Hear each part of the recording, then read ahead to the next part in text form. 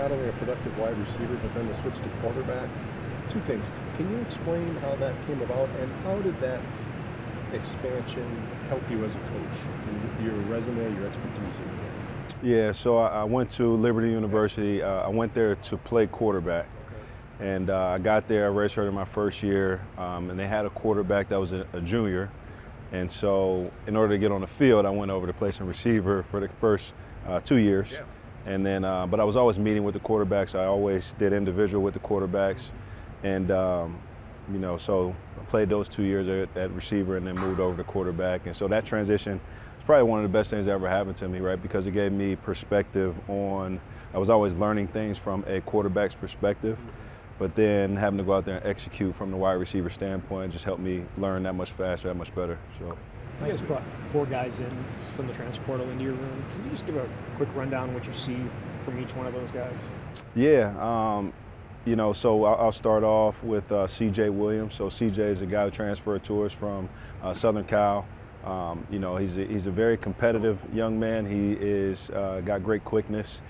Good ball skills. I think he's going to be a pretty good playmaker for us. I'm excited to get to work with him. Bryson Green came over to us from Oklahoma State. You know, very physical wide receivers, made a lot of plays for those guys down the field, and again, excited to have him as well.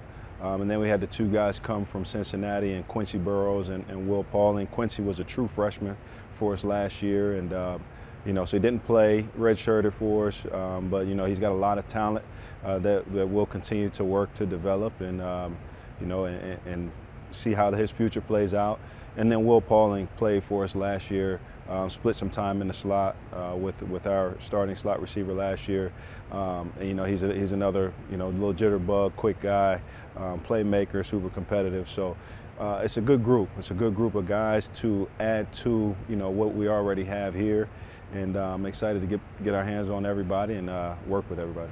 Mike, I'm sure the old wide receiver room kind of felt like they had the talent to kind of make some noises there. You have to have a conversation with the guys that were ready here and let them know, like, you still kind of like what you have there. Yeah, so the common misconception, right? Like you say, oh man, you guys brought in 4 guys, you're changing the room. Well, just our philosophy from a roster standpoint of how many guys we carry at the receiver position is different from the previous staff's philosophy. And so we brought in 4 guys just to get the numbers to where we needed to get them, right? So it wasn't any thought of, oh, I'm trying to replace this, replace that. No, it's adding 2 because, you know, we want to have 11 or 12 guys on scholarship at receiver, just so you're not killing your guys with the amount of running and things like that. So, and I was very candid with those conversations with those guys in our first meeting, and, you know, let them know that so they understood exactly why we were moving the way we're moving. But those guys are great, man. Those guys are hungry. They're competitive guys, and you know, I'm excited to work with them this spring. Mike, because of the way Wisconsin's offense has operated in years past, there's generally been like 3 wide receivers who get the bulk of the touches, and then there's a significant drop-off. Just based on how you like to coach and what you know about Coach Longo's offense, how many receivers do you think it's realistic to have contribute, or what's sort of your plan as you try to figure this out about how you utilize all this talent in the room? Well, you know, it all depends, right? You know, if you got 3 guys that are really, really good and then there's a huge drop-off, you know, then those 3 guys may end up being the ones that get the bulk of the receptions. If you got 6 guys, well, now you find ways to rotate those 6 guys in. You know, I would say we like to try to have 6 guys. In my mind, I'm trying to find the top 6 guys. And, you know, I like to be able to rotate those guys. And, you know, depending on, you know, how we do things offensively, which I'm still learning, but how we do things, you know, with tempo and things like that, how we're able to sub, all that stuff plays a factor. So I guess it's a little bit of a loaded question, but you know, that's probably the best answer I can give you right now until we kind of get things rolling. I'm sure you've watched a little bit of what they did last year. What are your impressions of Chimere and Schuyler, specifically 2 of the top guys last year? Yeah, I was very impressed. I think they are physical guys, right? They were asked to do a lot in the blocking game. They stuck their nose in there, no hesitation.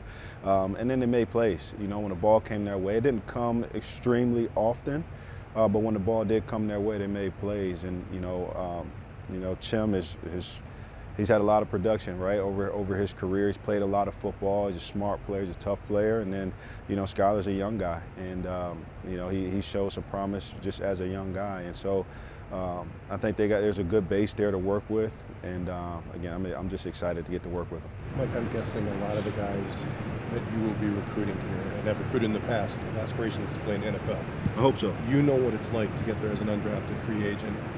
What expertise can you share from your background to let them know how difficult the path is, but that you can also make it the hard way? Yeah, I think just sharing my experiences with them, right, and showing them the work ethic and things that it takes to get there, and just being an example of that. And then Coach Fickell, man, Coach Fickell does an outstanding job of just preparing these guys and creating a culture that will prepare these guys for the next level. And so I think all of that plays, everybody has a different role in that. Obviously with me being in front of them every day and them understanding where I've been, I guess my words could weigh a little bit more in certain areas, but it's a culture that's created throughout the program, and it's contagious. And if you don't buy into that culture, then you'll stick out like a sore thumb. You'll be very uncomfortable. So.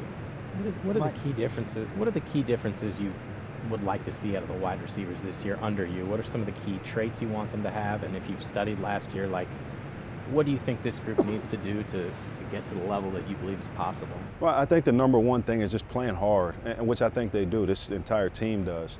But the number one thing is that, man, it's just the core principle of our program. We talk about effort and attitude, right? And that's about going 100 miles an hour, giving everything that you got, and being extremely competitive. And we'll do things to develop skills and things like that, and identifying guys and putting them in the best position to succeed. But none of that's going to be possible if they don't play hard, right? The best compliment that I could ever get as a wide receiver coach is, man, your guys play extremely, extremely hard. And when I hear that, that's something that'll mean a lot to me.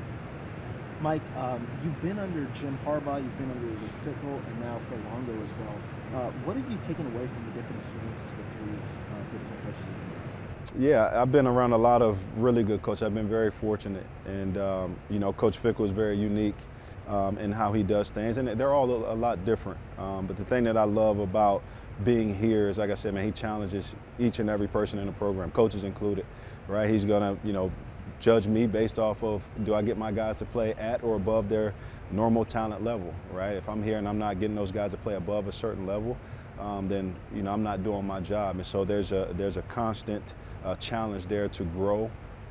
It doesn't allow you to really get comfortable, which is great because it forces you to grow. And so that's the one thing I really appreciated here. And like I said, all of those coaches that you mentioned have great things about him. And then Coach Longo, I'm obviously getting to know him a little bit. Haven't been with him, but I guess, 2 months now. So we're still getting a feel for him, but everything has been great so far. When Coach Fickell asked you to follow him here, was there a big sell job that was needed, or what were your impressions of this program that made you want to see Longo? Yeah, absolutely not. It was, he asked me to come with him. I was honored. I was very thankful. And my experience with him over the past 4 years has been great. Like I said, man, I'm a person that I like to be challenged. I like to be pushed, and he does that. And he holds us to a standard. And he cares about us. He takes care of us. Takes care of our families and things like that. So it was a no-brainer for me. He mentioned that a strength of the staff is that a lot of you guys have worked together before. He mentioned that a strength of the staff is that a lot of you guys have worked together before. Yes. So about half of us came over from the previous staff of on-the-field guys, and then a good number of off-the-field guys. So there's a lot of familiar faces, and I think that's good because it shows continuity. It shows that people believe in what he does. People trust in what he has done, and the results have obviously shown that as well. There's obviously a lot of excitement about the offensive changes that have happened the last couple months. How much do you think Coach Fickell and the staff are trying to reinvent what Wisconsin can be, and how much of it is adding on what was before? Yeah, I think that's the mentality, man. It's more about adding on to. Man, this place has been a place that's been very successful for a very, very long time. So to come in and think you're just going to reinvent the wheel, I don't think that's the right way to go about it. I think you find out what made Wisconsin, and then you just try to add to it. So that's kind of the approach that we're taking. Yes, it may look a little bit different in how we do it, but the things that this program has been very, very good at, we're going to continue to build on that and then just expand from there. Wisconsin had a bit of a brand, run the ball, we'll throw the ball sometimes. It's not going to be that way, obviously, as much anymore. When you're going on the road, when you're going on the road recruiting, do you have to kind of change people's mindset of what Wisconsin is? I think yes, to a certain extent. But at the same time, right, like there's a common misconception about this offense that you hear air raid, you think you're going to throw the ball every play.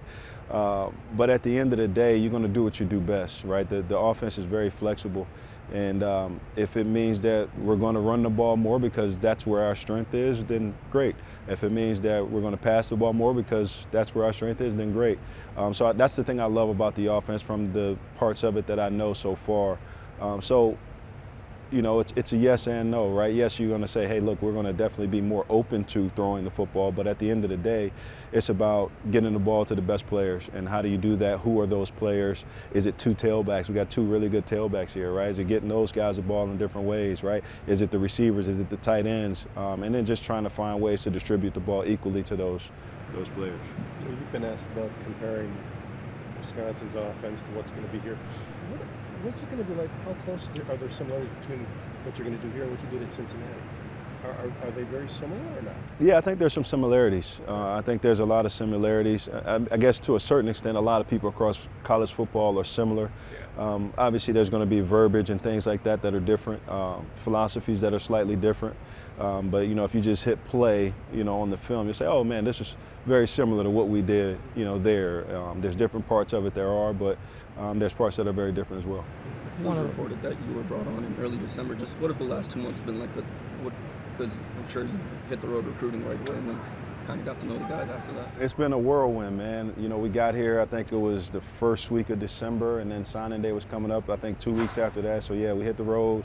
You know, and then we had Christmas and we came back and we hit the road again, and you know, so you're bringing in official visits and things like that. But the experience has been great, man. You got getting to meet, you know, just a lot of different people.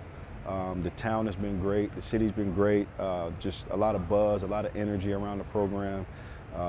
You know, and so learning my way around and meeting a bunch of different people has been great. One of the wide receivers who initially transferred or announced his transfer and came back was Marcus Allen. Have you had a chance to talk to him, and if so, where do things stand as spring practice approaches on?